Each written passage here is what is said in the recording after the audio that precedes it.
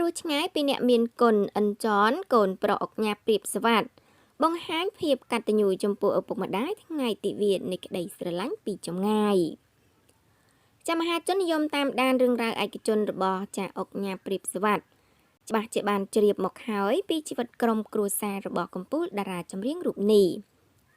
ចាក្នុងនោះអុកញ៉ាព្រៀបស្វាត់មិនត្រឹមតែឈរជើងលើវិថីសិល្បៈតែម្នាក់ឯងនោះទេពោលគឺចាកូនប្រុសទាំង3របស់អុកញ៉ារួមមានលោកសវັດមនីនាគលោកសវັດមនីវ៉ាន់និងលោកសវັດសិរីវុឌ្ឍចាក៏ជាតារាចម្រៀងដូចឪពុកដែរចាជាការពិតណាស់ដូចពាក្យចាស់ពូថាស្លឹកឈើជ្រុះមិនឆ្ងាយពីគល់នោះគឺកូនប្រុសទាំង3របស់កំពូលតារាចម្រៀងព្រៀបស្វាត់សុទ្ធសឹងមានសមត្ថភាពនិងប្រជាប្រិយភាពមិនចាញ់ឪពុកនោះឡើយចាជាស្ដែងកូនប្រុសច្បងនិងកូនប្រុសពៅរបស់អុកញ៉ាព្រៀបស្វាត់បាននឹងកំពុងសាងកេរ្តិ៍ឈ្មោះលើវិស័យចម្រៀងក្នុងប្រទេសកម្ពុជាចារីឯកូនប្រុសទី2បាននឹងកំពុងបោះជំហានលើឧស្សាហកម្មតន្ត្រីអន្តរជាតិចាក្នុងនាមជាតារាចម្រៀងរបស់ផលិតកម្មមួយរបស់សហរដ្ឋអាមេរិកថែមទៀតផង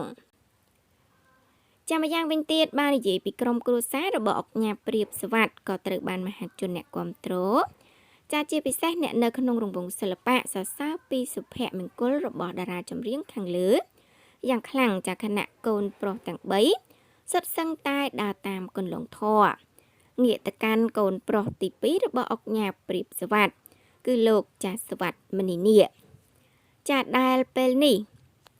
ចាគឺមានឈ្មោះលើវិថីសិល្បៈអន្តរជាតិថាអិនចនចាកំពុងតែរស់នៅឯសហរដ្ឋអាមេរិកបានបង្ហាញការដឹងគុណចាចំពោះឪពុកម្ដាយនៅថ្ងៃទិវានៃក្តីស្រឡាញ់បើទោះជាលោកនៅឆ្ងាយគ្រួសារយ៉ាងណាក៏ដោយចាក្នុងនោះនៅថ្ងៃទី14ខែកុម្ភៈឆ្នាំ2026ដែលជាថ្ងៃទិវានៃក្តីស្រឡាញ់អិនចនចាបានបង្ហោះសារពីការដឹងគុណឪពុកម្ដាយដោយលោកបានរៀបរាប់ចាជីវិតរបស់កូនសងគុណលោកឪពុកម៉ាក់10ជាតិទៀតក៏មិនអស់ដែររីករាយថ្ងៃនៃសេចក្តីស្រឡាញ់អ្នកមានគុណ Happy Valentine's Day